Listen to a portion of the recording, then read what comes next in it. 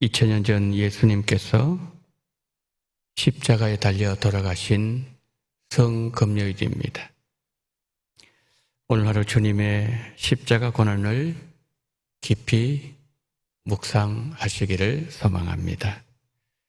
오늘 밤에 다 나오셔서 주님 주시는 떡도 받으시고 잔도 받으시면서 생명을 주신 주님을 만나는 밤이 되도록 미리 기도로 준비하시기를 바랍니다. 한국교회 믿음의 선배들 중에서 예수님을 위하여 고난당하신 분들을 생각할 때 떠오르는 인물 중에 한 분을 들라면 아마도 주기철 목사님이 아닐까 합니다. 극심한 옥고를 당하던 중에 잠시 석방되었을 때 목사님이 심호하시던 산정연 교회에서 했던 설교 내용입니다. 설교 내용이 좀 길지만 예수님의 고난과 연관되어 있기에 잠시 소개하고자 합니다.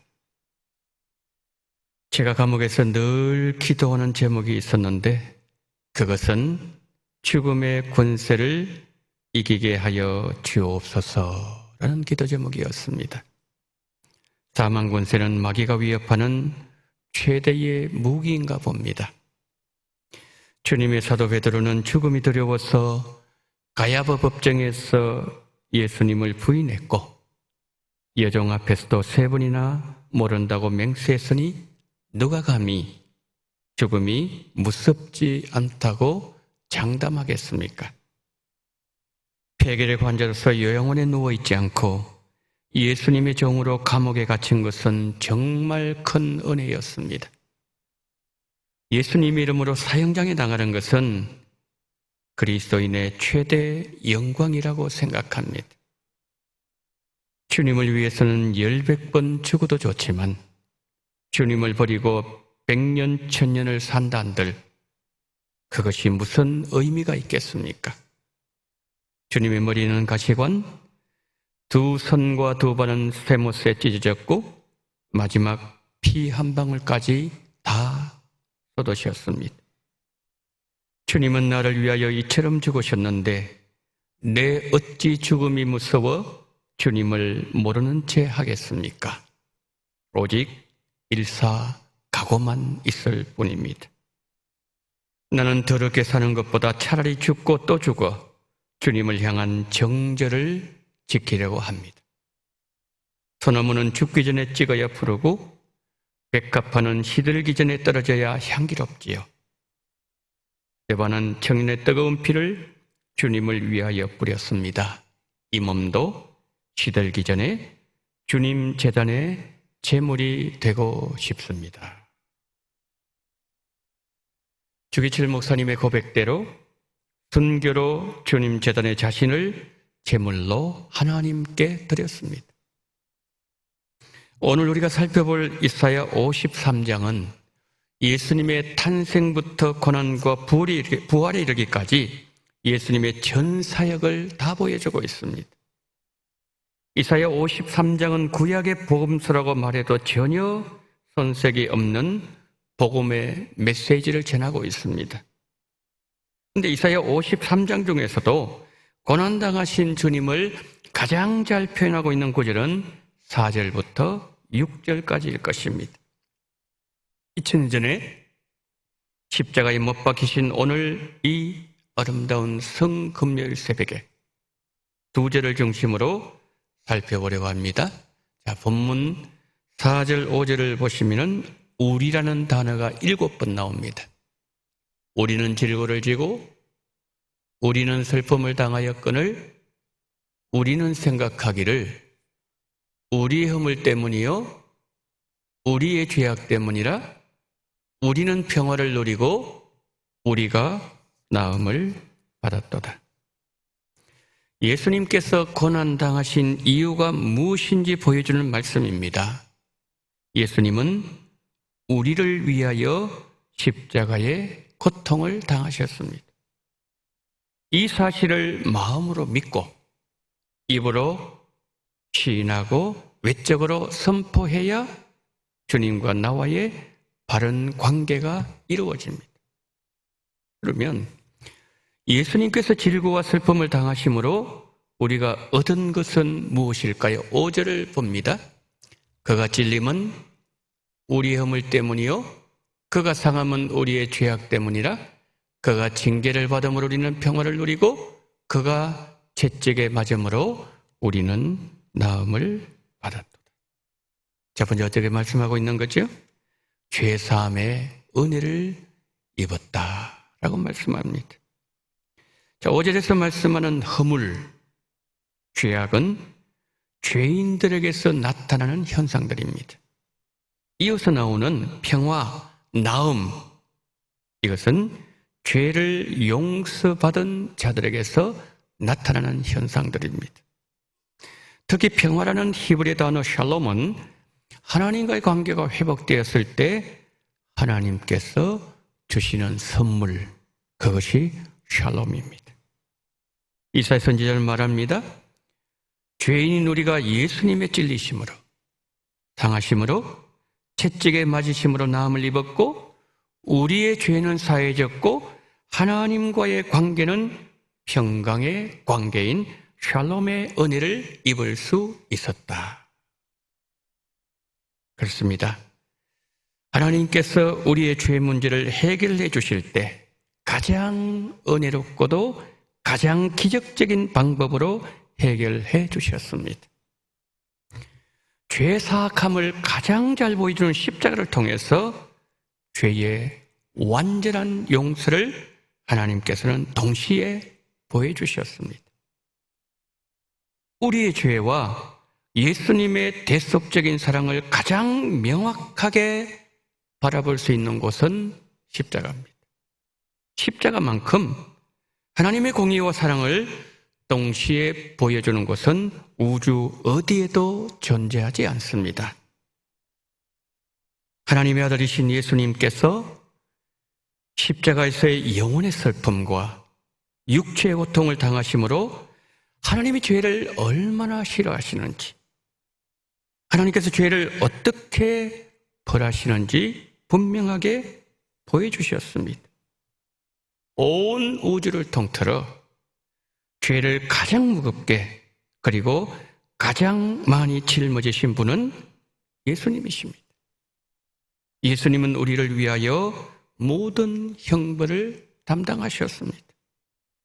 하나님의 공의를 만족시키기 위해서 지옥의 형벌을 받으신 십자가 은혜의 무한한 깊이를 우리는 다 알 수 없습니다. 우리는 십자가의 고통을 직접 맛보지 않았기 때문이죠. 예수님은 십자가에서 우리의 죄를 담당하셨고 속죄 제물이 되셨고 우리의 죄값을 다 지불해 주셨습니다. 5절 한 번 더 보여주실까요? 그가 찔림은 우리의 허물 때문이요 그가 상함은 우리의 죄악 때문이라. 그가 징계를 받음으로 우리는 평화를 누리고 그가 채찍에 맞음으로 우리는 나음을 받았도다. 예수님께서 찔리시고 상하심은 우리의 죄악 때문이라는 말씀입니다. 예수님께서 과거의 죄, 현재 죄, 미래의 죄, 우리의 모든 죄를 다 대속해 주셨습니다. 본래 죄가 우리의 왕노릇 했습니다. 죄로 인하여 하나님과의 관계는 단절되었고 죽음과 지옥에 이르게 되었습니다. 우리는 죄로 인하여 이미 사형 선고를 받은 자들이었습니다. 그러나 십자가 은혜로 죄사함을 입었고 구원을 받았고 하나님의 자녀가 되었고 우리의 신분과 우리의 가치의 변화가 일어났습니다. 첫 번째 이사야가 말씀하고 있는 것처럼 예수님의 질고와 고난을 통하여 죄사함을 받게 되었다는 사실, 감사하는 이 새벽이 되어지기를 바랍니다. 5절 한 번 더 보실까요?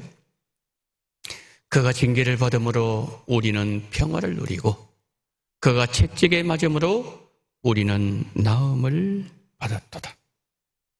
예수님 질고를 지심으로 우리 주신 축복이 두 번째 뭐죠? 평화를 누리게 되었다는 거죠.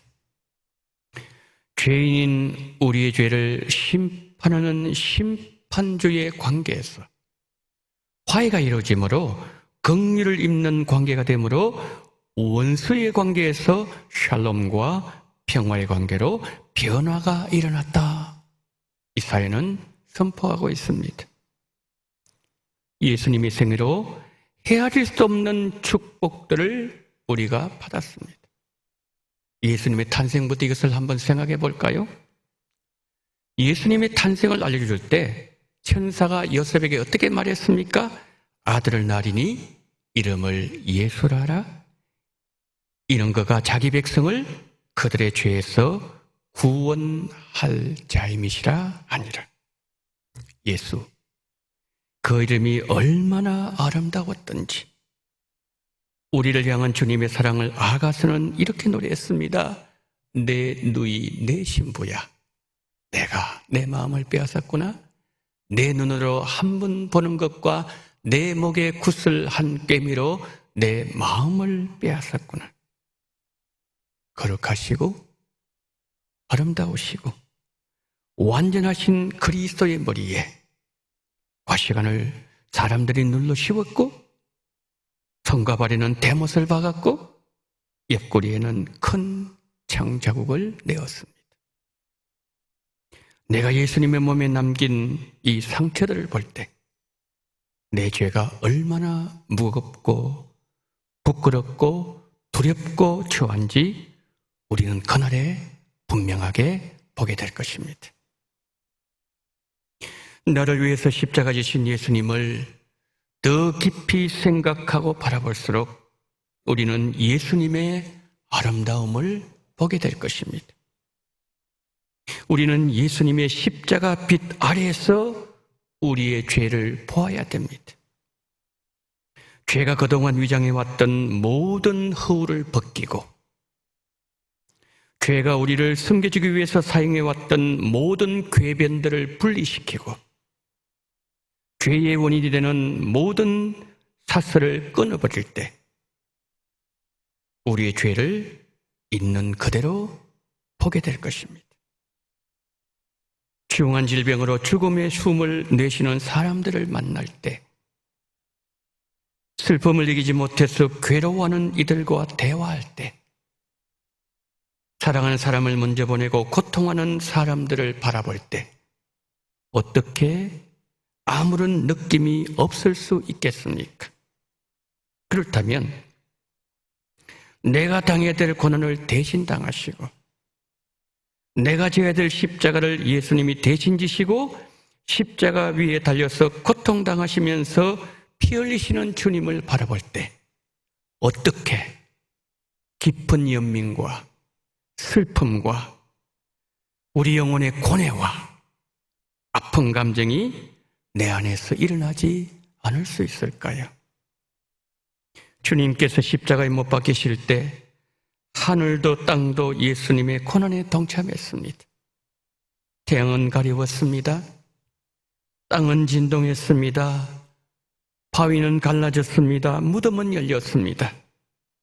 만물이 그런 방식으로 주님의 고난을 표시했습니다.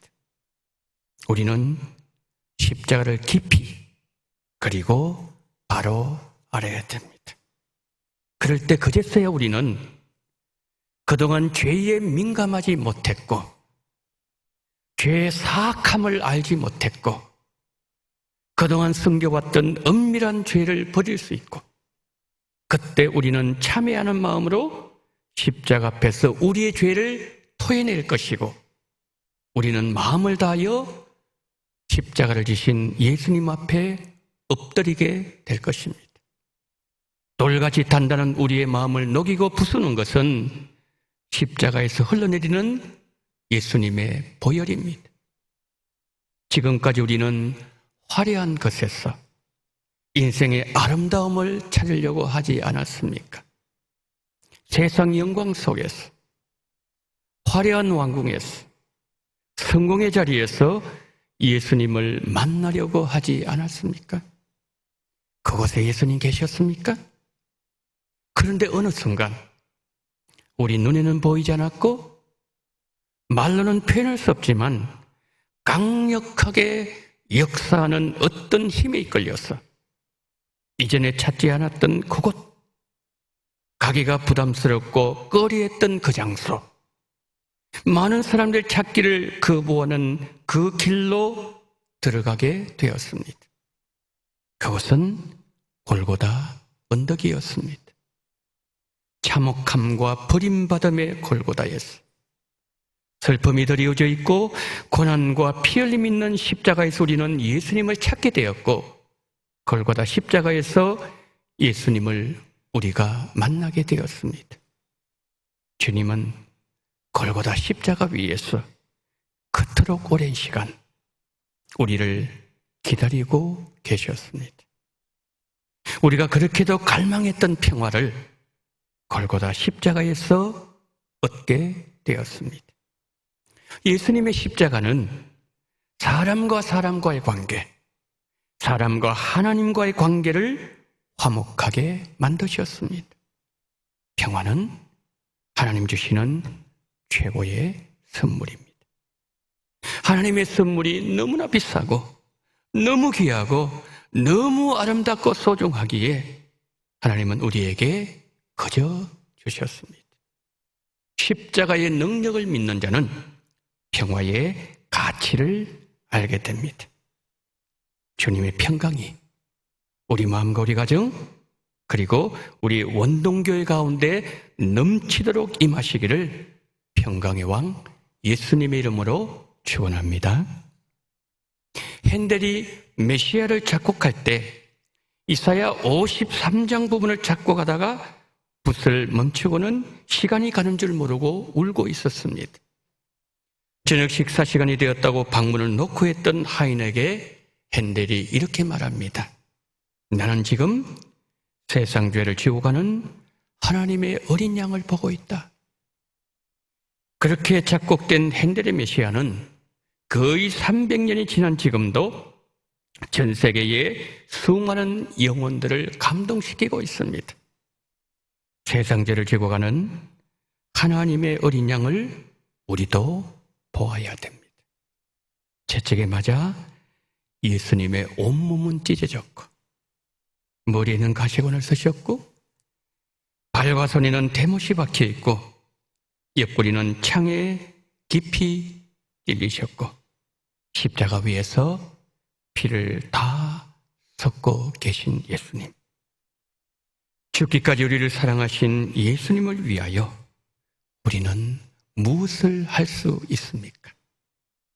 이틀 남은 이 고난 주간에 주님의 고난 더 깊이 묵상하시고 부활의 아침을 준비하는 은혜가 함께 하시고 오늘 밤 성찬식에 나오셔서 주님 주시는 떡과 잔을 받으실 때 하늘로서 내리는 풍성한 주의 생명이 임하기를 예수님 이름으로 축복합니다. 아멘.